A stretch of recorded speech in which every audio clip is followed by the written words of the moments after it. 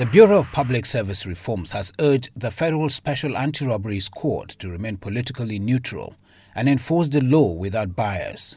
The Acting Director General of the Bureau, Mr. Dasuki Aribi, made the appeal at a round table.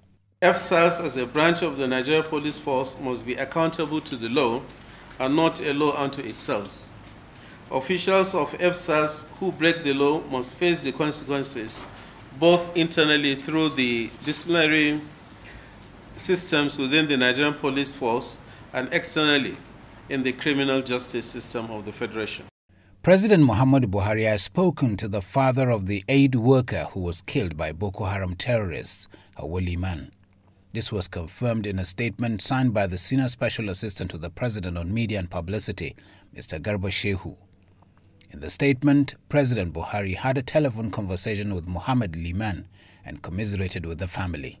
He assured the deceased's father that the federal government did everything possible to save his daughter's life.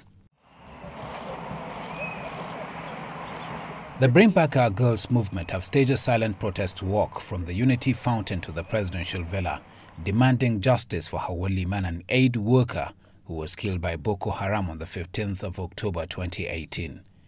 Hawa was one of the 3 aid workers kidnapped at Ran on the 1st of March 2018.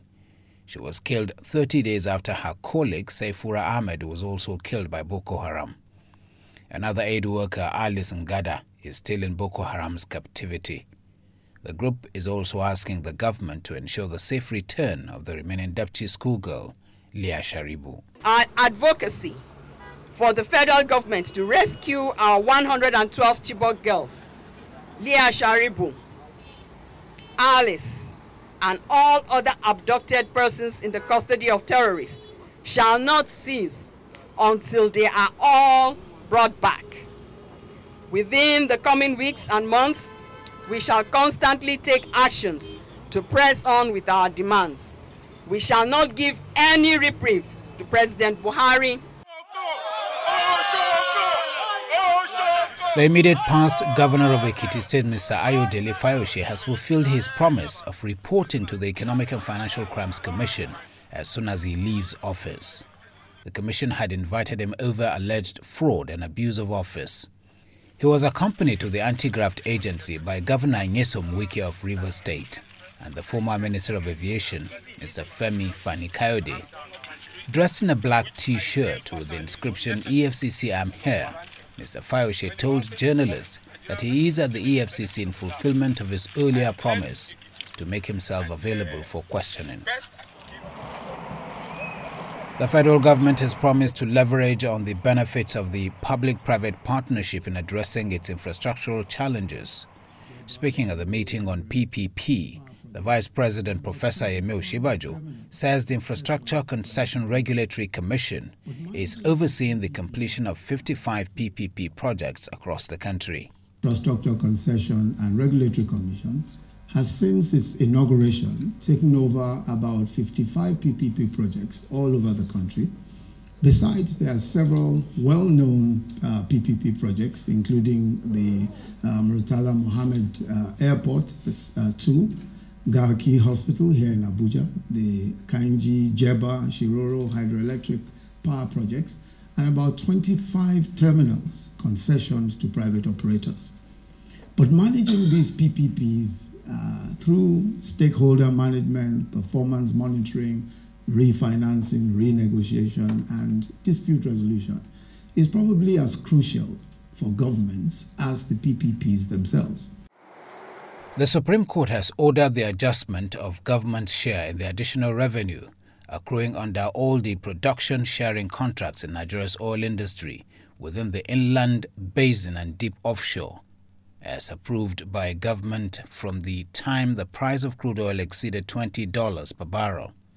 The judgment follows an amicable settlement between the federal government and the governments of Akwa Ibom, Bayelsa and Rivers in a suit filed by the 3 states over a dispute arising from accruing revenue from production sharing contract in the oil sector.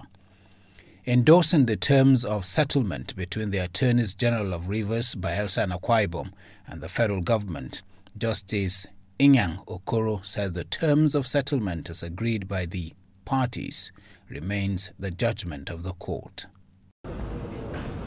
The Nigeria Governors Forum says it is not against the upward review of the minimum wage. The chairman of the forum, Governor Abdulaziz Yari of Zamfara, said this while briefing journalists on the outcome of the forum meeting. He said that the issue was not just an agreed figure to be paid by the governors, but the ability or resources to take care of the agreed minimum wage. We make it very clear that we're not against any upward review of salary. We're not in tandem with the NLC to get minimum wage reviewed of what. But the problem of state is capacity to pay what is agreed. As we're talking today, we are struggling with the 18,000. Some of the states are being paid 35% up, or some of them share 50%, and some of them up to, just last my second point, saying there are some states they have salary arrears. So now, if we say, okay, we are going to do the minimum wage, we are going to review it up, then it's not about only reviewing, about how we are going to get the resources to cater for that. Now, the Federal Executive Council has approved the issuance of $2.9 billion Eurobond from the international capital market for the implementation of 849.67 billion naira external borrowing plan in the 2018 budget. Briefing journalists at the end of the weekly council meeting, the Minister of Finance, Mrs. Zainab Ahmed, said the bond will be used to implement capital projects in the 2018 budget. We got approval for the issuance of $2.9 billion in Eurobonds and other securities from the international capital market. And the purpose of this approval is to enable us implement the external borrowing plan of $849.673 billion, equivalent to $2.786 billion. Meanwhile, the federal government is targeting a tighter fiscal plan with a projected budget of 8.6 trillion naira in 2019.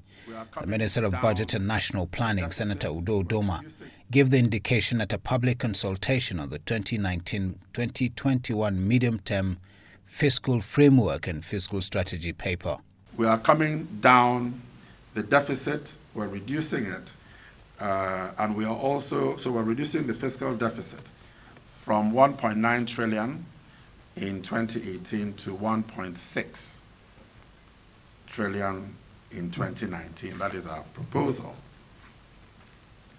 And the new borrowings, we're reducing the new borrowings to from 1.6 down to 1.5. So basically what we're doing, reduce the size of the budget to ensure that we cut our coat according to our pocket, as it were.